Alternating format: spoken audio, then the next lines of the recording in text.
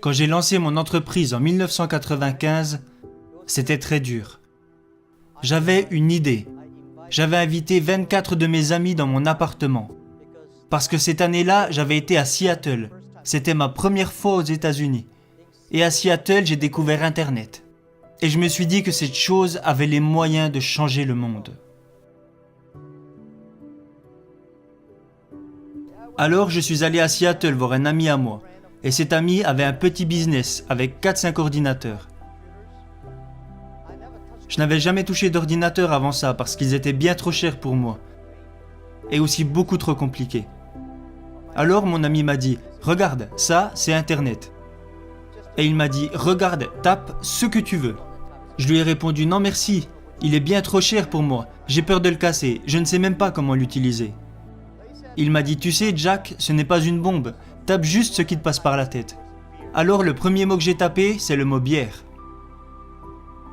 Je ne bois même pas de bière, je ne sais même pas pourquoi j'ai écrit ça. Je suis tombé sur des bières américaines, des bières allemandes, japonaises, mais il n'y avait rien sur les bières chinoises. Alors j'ai tapé le mot Chine. Il n'y avait aucune information sur la Chine. Et là je me suis dit, pourquoi ne pas mettre sur internet des informations sur la Chine? Ça c'était l'idée de départ. Alors je suis retourné en Chine et j'ai démissionné de mon travail. J'étais professeur. Cela faisait 6 ans que je donnais des cours à l'université. Alors j'ai invité 24 de mes amis dans mon appartement. Après 2 heures à leur expliquer ce que je voulais faire avec Internet, 23 de mes amis m'ont dit de laisser tomber. Ils m'ont dit « Ça ne marchera jamais parce qu'il n'y a pas d'Internet ici et parce que tu ne connais rien sur les ordinateurs. Alors pourquoi veux-tu te lancer là-dedans ?»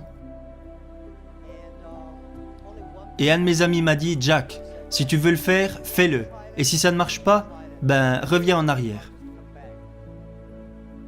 Et après y avoir pensé toute la nuit, je me suis dit « Je vais le faire. »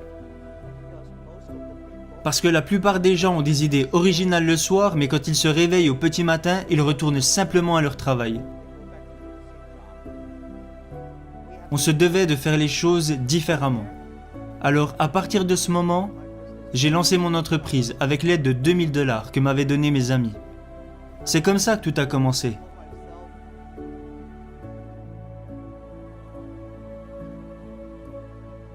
Alibaba a vu le jour en 1999.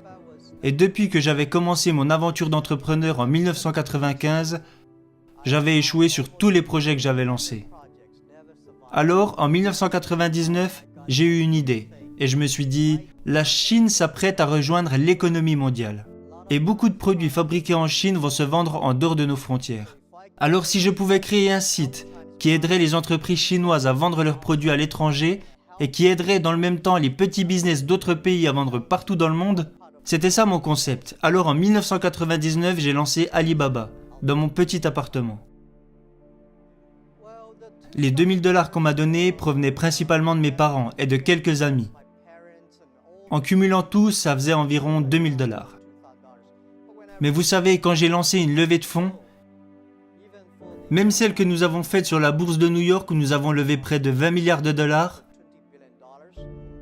j'ai dit aux investisseurs, notre ordre de priorité est numéro 1, nos clients, numéro 2, nos employés et numéro 3, nos actionnaires. Et les gens me disaient que ça allait à l'encontre de la philosophie des investisseurs américains. Un des investisseurs m'a même dit « Jack, vous savez, si j'avais su que nous étions 3e dans l'ordre de vos priorités, je n'aurais pas acheté d'actions. » Je lui ai répondu « Eh bien monsieur, s'il vous plaît, vendez-les. »